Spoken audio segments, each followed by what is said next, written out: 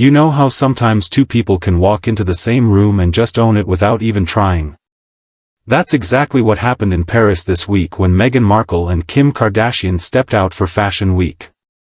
It's like the whole city froze for a second. Flashbulbs everywhere, people whispering, phones out. You could feel that electric mix of glamour and curiosity that only a few people in the world can create. And what's wild is that they're so different. Meghan and Kim couldn't be more opposite in terms of background, energy, or even fashion. But somehow, both of them managed to grab attention in completely their own way. It got me thinking, not just about their clothes, but about what makes their presence feel so strong. It's not just fabric and makeup. There's something deeper happening there. Let's talk about it. So, Meghan Markle, she's always had this calm confidence about her. Her look isn't loud, but it speaks. When she showed up in Paris, she had that sleek, tailored coat, her hair soft but polished, and that easy, graceful smile that says, "I know who I am." She doesn't have to do much. That's her superpower. Then there's Kim Kardashian, the total opposite vibe. She shows up and it's a moment. It's dramatic, it's modern, it's unapologetic. She's always experimenting, whether it's shape, texture, or just pure confidence. She makes you stop scrolling. And seeing them both in Paris at the same time, it was like two different kinds of power in one frame. One was quiet fire. The other was bold electricity. But what's really cool is that, beneath all the glitz and styling, there are a few things they both have in common, and that's what makes them magnetic. First, they both know their thing. Meghan doesn't chase trends. She picks one element that defines her, something simple but powerful. It could be a long coat, a structured neckline, or just a timeless color palette. She sticks to it and makes it hers. Kim, meanwhile, plays with textures and shapes like it's an art form. She can take the same black tone and make it feel futuristic or glamorous just by changing the material. That's not about fashion, it's about identity. They're both saying, "This is who I am." And you know what? That's something everyone can do. You don't need designer clothes to have a signature style. It's more about picking one thing that feels you. Maybe it's a favorite color, a certain type of jacket, or even how you style your hair. That one thing becomes your vibe. There was this one time I wore a plain outfit, but I threw on this bright blue scarf my friend gave me. Suddenly people kept saying, "I love your look." I realized, it wasn't the clothes. It was confidence. That little pop of personality made the whole outfit work. That's kind of the magic Meghan and Kim both have.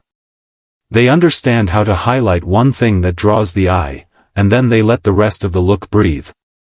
And here's another thing I noticed, both of them love neutrals. Meghan goes for soft, calm tones, cream, gray, beige.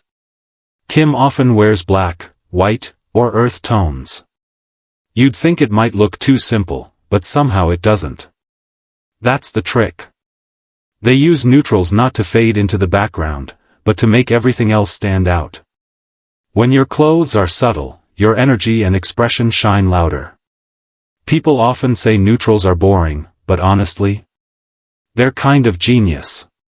They give structure. They give balance. And they make it easier to mix and match without effort. It's like a quiet kind of luxury. Now, something else that stood out about their Paris looks, texture. This is where they both play differently. Meghan mixes soft with structured, like a cozy sweater paired with a sharp skirt.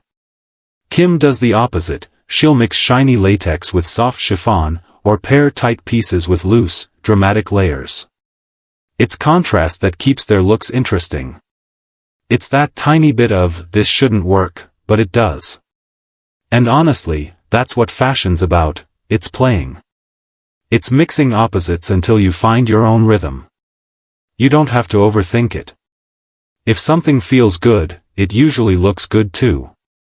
Now let's talk accessories, because this is where people often get overwhelmed. Meghan's approach is super minimal. She wears one or two pieces, delicate earrings, maybe a thin bracelet. Nothing too heavy. Kim, though, chooses statement pieces strategically. Maybe a bold shoe or a bag that does all the talking. Both of them prove that it's not about more, it's about meaning. Before you pile on accessories, try this: wear your outfit without any.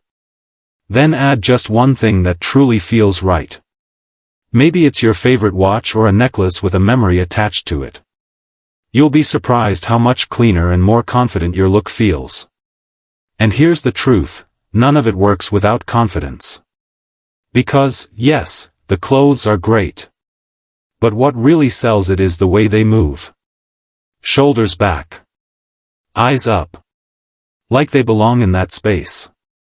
That's what transforms a regular outfit into a statement.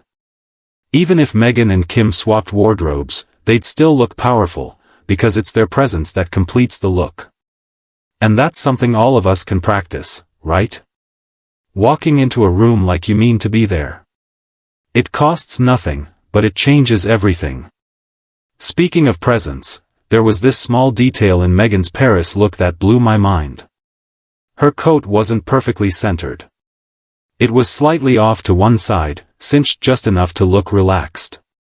Most people didn't even notice, but that little detail made it feel effortless. Not overstyled, not stiff, just real.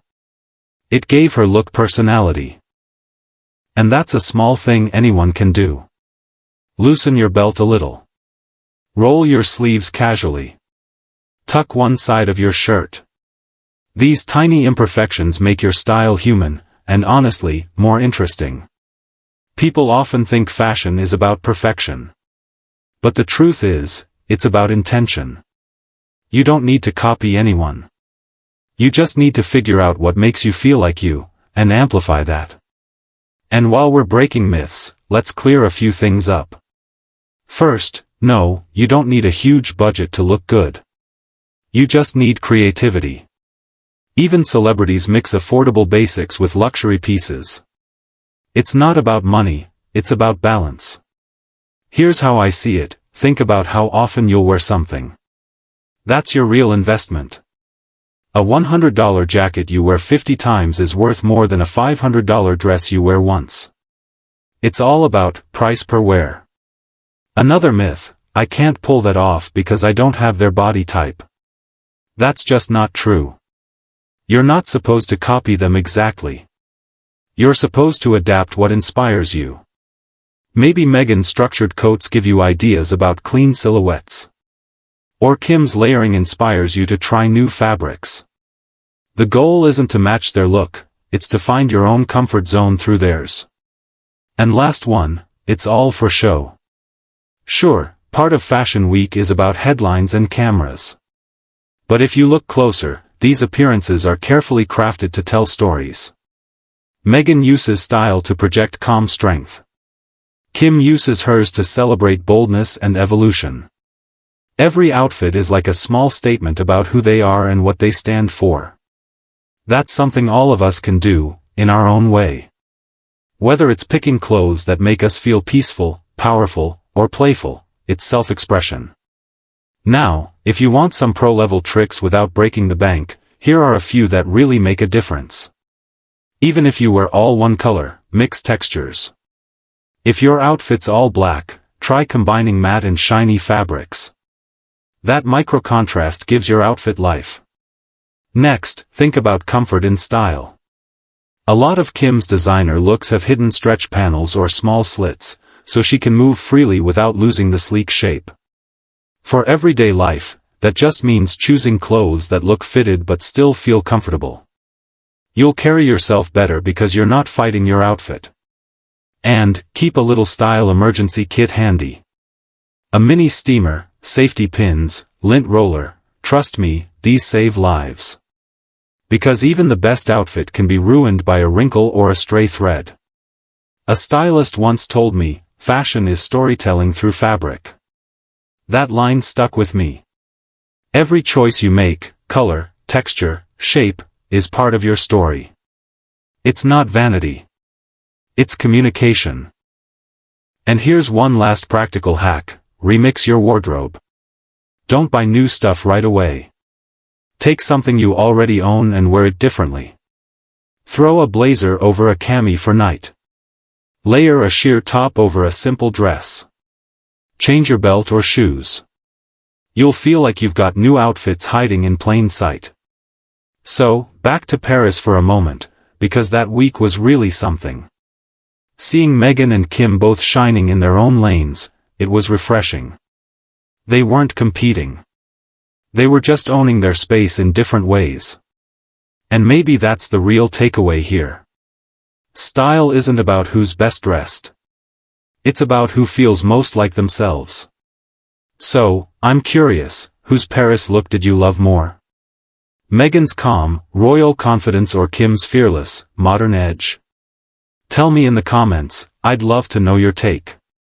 And if you enjoyed hanging out today, you'll probably love my next video where we dive into celebrity style secrets you can actually steal, on a budget. It's fun, practical, and full of tips that actually work in real life. Before you go, don't forget to like the video if you enjoyed it, it really helps more people find this kind of content. Subscribe if you haven't yet, and hit the bell so you don't miss what's coming next. Thanks for spending some time with me today. And remember, style isn't about money or labels. It's about confidence, creativity, and how you choose to tell your story.